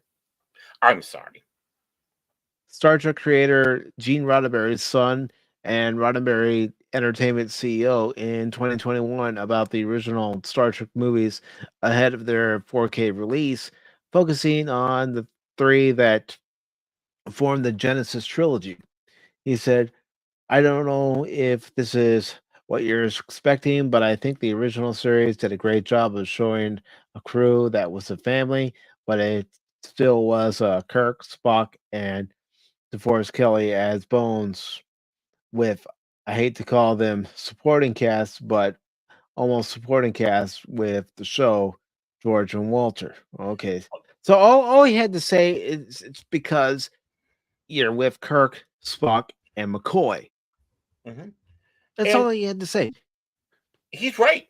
He's absolutely right with that too. because this was Shatner's show, and Nimoy was his guest star, co-star, right? So, you had the star and you had the co-star that was there the work off of, and DeForest Kelly managed to worm his way in with his great acting and lovability that it became that triumvirate. It was never intended. DeForest Kelly was never intended, just like Cliff Clavin was never intended to be a full-time cast member on Cheers. He was a glorified background character. But as much as we love Nichelle Nichols and Walter Koenig and George Takei and James other Doohan. characters, James Doohan, right? I mean, James Doohan was becoming big enough that if there was a fourth season, he would have been added to the opening credits because people just started loving Scotty so much. But yeah, I mean, all you had to do is see how they were rotating. We did not have that. Let's have everybody like Next Generation. Everybody's on there, everybody's equal, but we're gonna go straight away and have 7-8 people lined up, which is a bad thing because you didn't get that chemistry to build up. The original series was able to build that chemistry, and it worked. When you start going the other way, it starts getting a little forced. And that is why people started to like Scotty too. Is because when you started to learn more about Scotty and how Scotty was as a character, right? Like, I like this guy. He thinks of the ship first. He was a scene stealer in those aspects. Yeah, and it really solidified with Trouble with Tribbles. I mean, honestly, talk about having that character shine, and it wasn't necessarily a huge portion of that, but again, it's that little thing that made the impact, and it took someone like Jimmy Doohan to do that. Yeah, and real quick, I do want to say hello to Dadman Walking. This is the first time I've seen you by the channel. I've been by your channel a couple of times, mostly watched your videos, but it's good to see you here, brother. I think he was here once before, wasn't he? I thought it was. Okay. No, I think this is the first time. Okay, I could be wrong. If I'm wrong, then I know I've seen him around. I got my eye on you, Dadman Walking. I've seen him around Whoopa's channel, and I know he and Whoopa have done sports shows together. And and let's see, Roddenberry continued. The movies brought that family together. The movies gave life and purpose and cohesion to all those characters, and you get to see them interact more and come together and work together, not just as a crew, but as a group of people who loved each other and care for one another. And even though Star Trek 5, Star Trek 5 isn't a great Star Trek movie, there's one thing I have always taken out of Star Trek 5. It's about the brotherhood between Kirk, Spock, and McCoy. Yeah, that is the powerful thing that was in that movie, and I wish it was executed a lot better.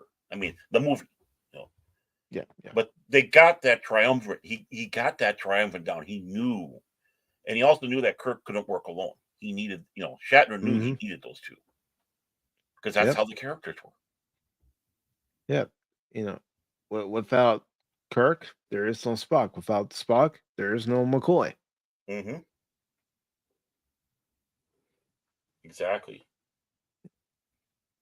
It goes on to say here, and I think, as you just said, 2, 3, and 4, and of course the first one, but 2, 3, and 4 really did a phenomenal job of dealing with that and how they dealt with the loss of Spock, and then he comes back, but how does he now fit back into the family? I think you nail it with that question, and I think that is a great sort of 3-part version of Star Trek, which just shows the love between them. It shows what Star Trek's all about. He's right. I mean, he's right. It can't. Rod was actually. Rod, where were you with this when they started destroying your dad's legacy with Kurtzman crap? I mean, you're more than happy to put your name on there, but you're more than happy to watch that ship sink. I suppose as long as you get your pound of flesh. I mean, you read a comment like that, Mm-hmm. and you do wonder, why aren't you putting your foot down and saying, no, that BS does not belong in Star Trek. Right. This, we were never represented before. That kind of BS never belongs in Star Trek, because by the time of Star Trek, we're able to look past petty little differences. Right. The only inclusionary thing that they really put in there was Chekhov as a response to the Soviet Union making snide comments that they have all these, but they don't have a Russian. And, that was their retort back. Other than that, everybody, their characters grew naturally and organically on that show. All of them. And which is great. To make a comparison, O'Brien. I mean, look at him being a glorified background character with obviously a few lines in the first pilot. He didn't have a name in Encounter at Farpoint. No, he didn't have one until I can't remember, but it was like a season, maybe third season, and then it took a little bit for them to get the full name. It's like O'Brien, then they got Miles. It was like, but his character naturally grew, and people loved him. Yeah, and that's why. Colin Meaney did a great job of the character, and off of that, they loved the character of Miles O'Brien. And Miles O'Brien moved on over to DS9, and look what he did with DS9. Yeah, and in total, playing that character for 14 seasons, because he did come back on Next Generation and play Miles on the season finale, well, series finale, I should say, of Next Generation, while he was still playing the character on Deep Space Nine. Right. I just wish they would have found room for him in the movies. That would have been great.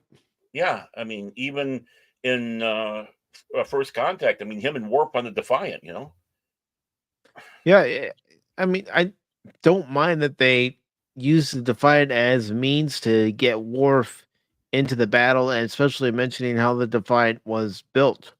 Right. By the Borg in The Search Part 1. The Season 3 premiere for DS9. Right. But you could have at least tried to find a way to get O'Brien in there and, not make it a bit part. No. Yeah, it would have been great to have him in there. But, thing is we had him for DS9 for all 7 seasons there, and of course him in Next Generation for all that time, and then coming back again for that guest starring part. Yeah, it's great. Again, that's a perfect example of a character that organically grew and became something on the show. Even though his name wasn't in the main credits, he was still someone who's. And I'm going to bring up someone else too, Baron. Jeffrey Combs. Yep. I'm not talking about when he was Brunt or Wei-Yun or any other characters that he played. I'm talking about when he was on Enterprise as Shran. Because it's been often said that had Enterprise continued on with a 4th season, Jeffrey Combs would have been added to the main cast. Right. Because he was good. He's a good actor. Look at all the stuff he did with Star Trek and all the different characters. And even though it was him, he was still playing these characters differently. Yeah, he wasn't playing them identical. Right. When it was Brunt, FCA. Quark, this all goes against all of Ferengi and our regulations. I'm sorry, I had to throw out my Ferengi voice. So I love doing that sometimes. Yes, because deep down you are. Quite human.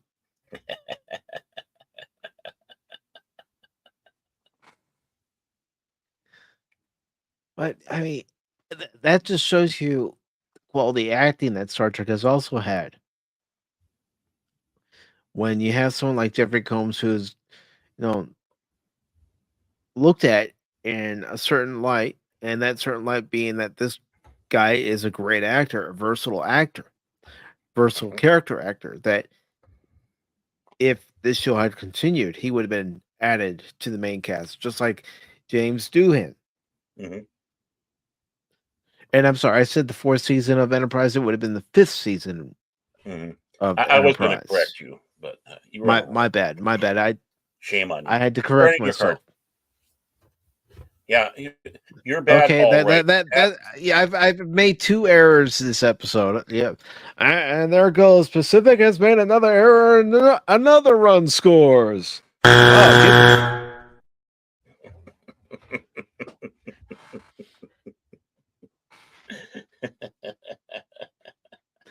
I deserved it. I deserved it.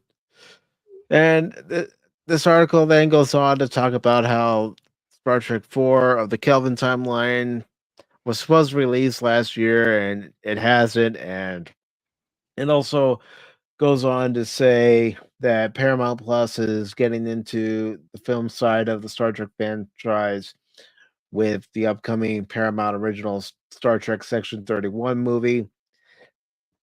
All right, I'm just going to say this here and now. Section 31 didn't need to be expanded beyond what we already knew from Deep Space Nine and a little bit from Enterprise. Right. I mean, it's okay if they come now and then to bug you, but you don't. I get what the thing is again, it's coming to let's demonize Starfleet more because these are the shadow boogeyman out there. Oh my God! Oh, I'm so. Again, because something like Section 31, they get their hand. This is a thing that really gets their hands dirty. No, what they're the ones that do what Cisco did in the you know and you can't beat what Avery Brooks did with that role, that episode. No, you did can't. that. No, and now you're going to try to do a series that's based on doing things like that. No, this isn't Star Trek.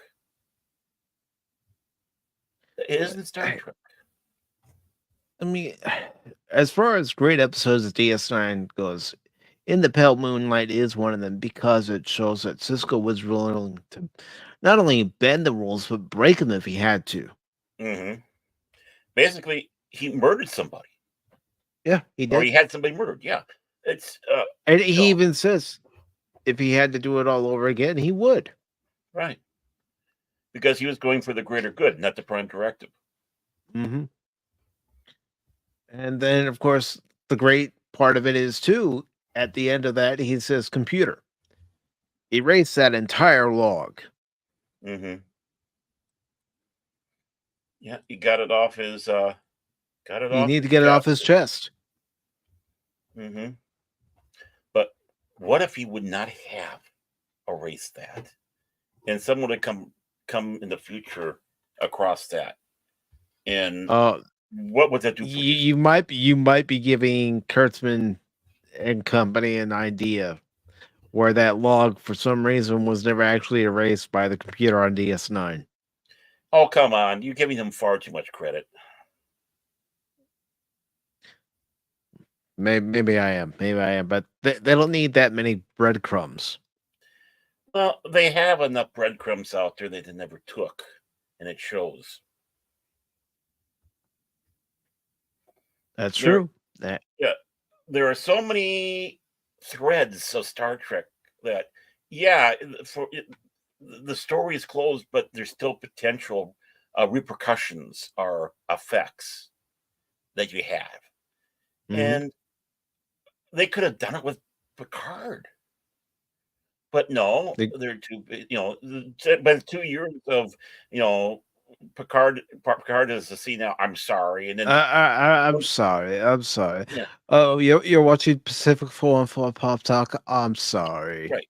And then the third season, hey, let's have as many member berries as possible in here, so we get people happy and excited, which is just basically that little sugar high you get eating a Snickers bar before supper time. It doesn't last. No. And yeah, except there's no supper. You just get the sugar high and nothing else.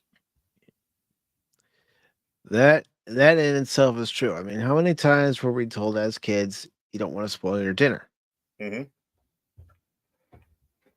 And part of it was because when you get that high, then you get that low, and maybe you're not as hungry as you were before. Mm-mm. Oops, wrong one. What was that? I put up the wrong card. I did it again. Ah, crap. Mike, hit the right one. Dang it. There we go. Oh, we're already at that point. Oh, cool. Yeah. We're And we only getting talked about close to one. it. Or no, we did talk about more than one thing, didn't we? We talked about two things, but Mhm. we even said it before the show. I thought we just sit back and, Oh, and yeah. talk and Bullshit. shoot the shit. Bullshit. But before we go over there, again, I think we're just going to repeat ourselves what we said last year at this time, roughly. That this is kind of showing, again, we don't have any sources, but it just goes with natural logical deduction. Mhm. Paramount Plus is probably in bad dire straits, and they need to do something, make alliances, or try to get some money. And the best way to get that money is get some of this stuff out of their paywall, and at least it's going to going to Max, so they get to be able to get some money from them, Mhm. like there were before, where they were getting from Netflix and Amazon on the stuff. But after putting the paywall, they're not getting what they're getting, and obviously their new Trek crap isn't doing anything at all. If we actually saw If it were, then why would they be moving these movies? right, hmm and that's just it. Uh, we said it before: too many streaming services, not enough disposable income. Who's going to start dropping off, or where the alliances are going to be? And Mhm. you know, and it's going to be by next year. I think we're really going to be seeing a lot of changes in the streaming services. I think we I think will. we are.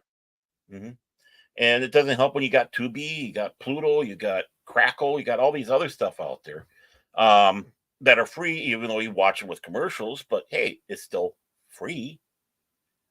I When don't they mind watching it with commercials. I mean, that's how we watched TV back in the day. right, I mean, when you got the two Star Trek channels on Pluto free, so Mhm. that's off of the paywall.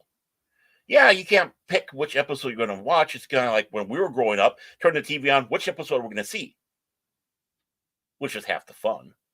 Yeah. Um, but As long as it wasn't moving on home on DS9.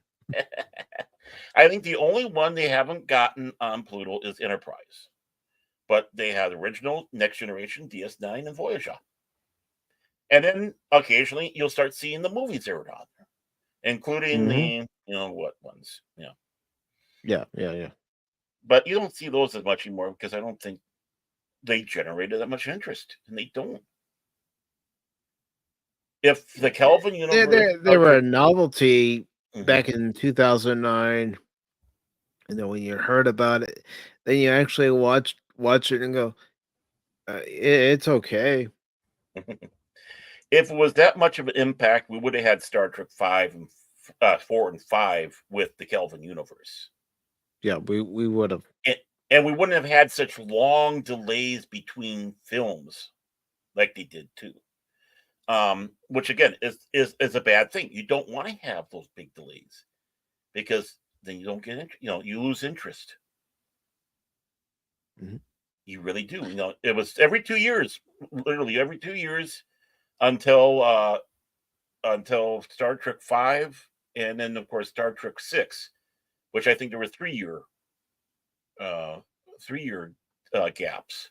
But it was like every 2 years, Star Trek 2, Mhm. well, Star Trek the motion picture, then Star Trek 2, then Star Trek 3, then Star Trek 4. Boom. And that kept everything alive. And the comics and the novels all helped keep you still hungry for it. You knew there's going to be another one, another movie. And those were the things that were your appetizers for dinner, not the Snicker bars. Exactly. I could remember going to the grocery store, and this is when Marvel Comics was publishing Star Trek comics. And I'd go to the grocery store with my mom, and I wouldn't ask her for an extra snack or anything. I usually have a Star Trek comic in my hand. And because they weren't expensive back in the day, she was like, go ahead and put it in the cart. Did you hear that, DC and Marvel? Yeah. Oh yeah, I remember going in the Marvel Battlestar Galacticas, Marvel Star Wars, Marvel Star Trek, then DC. But even the DC Babylon 5 I've found in like the 7-Elevens and such. Mm-hmm. But we've gotten to that magical point. We have.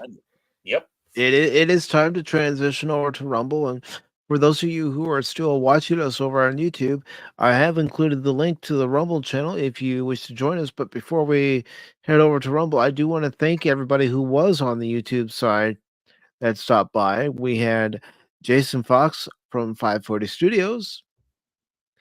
Bucky's Crafting was also here. Whoopa Troopa was here. Janet from Another Planet was here. DJ Ronnie G was here. Bill McCracken was here. Skipper. Phantomology, Paul of Phantomology to be exact, was here. Oh! The Padawannabe was here. Yeah. And the Angry Canadian was here as well. Turn that along with along with Dad Man Walking. Thank you all for being here. Barrett, is there anything coming up on your YouTube channel that you'd like to tell our friends over on YouTube about? Well, hoping we still do on Saturday, 7 o'clock Central Standard Time on Phantom Legacy. Babylon 5 Season 3, I think it's going to be Part 4 because, again, we're in the crux of very major storytelling with Babylon 5. So, where we were able to do 2 parts a season, it's gotten really into the nitty and gritty and the ramifications of of decisions and such that is coming to a head, and it ain't going to slow down. We got Mike's favorite episode, Grey 17 is missing. We're going to be talking about, I'm sure. So. The other thing I'm going to go ahead and say it now. The other thing I like about that episode is the fact that you do see Robert Englund, but I feel that his talents were wasted. Just like Michael York was when we did his appearance. But Zathras did try to warn me about that, and he said, "No one listened to Zathras. No one listens to Zathras. No one. No, not even Zathras listens to Zathras. No. He doesn't. No. No Zathras. I tried to tell you that the Great Machine sometimes doesn't put things out that are so great, but you did not listen. You said it would be fine. But it is not fine. I know my Zathras and my your Zathras. Londo sound the same. But maybe not. Maybe if that Chinkar Gash shows up on Saturday, maybe I can tell him that he is a non. Okay? Mr. Garibaldi.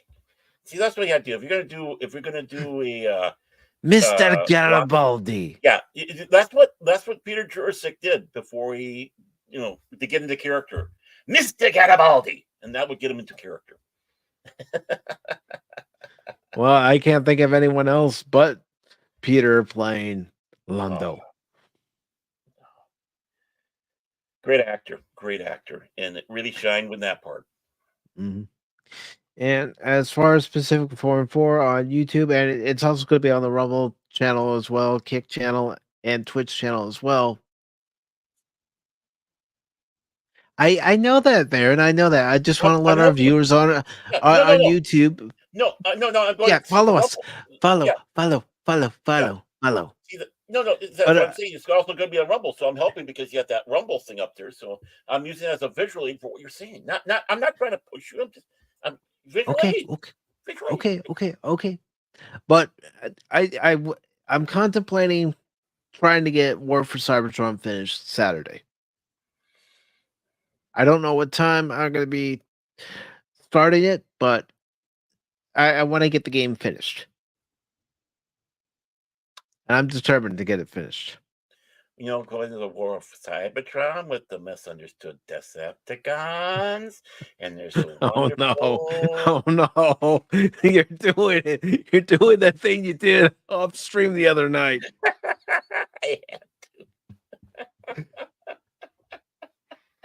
Oh no! Well, folks, if you want to see more of that, follow us over to Rumble. And for those of you over on Rumble, stick around.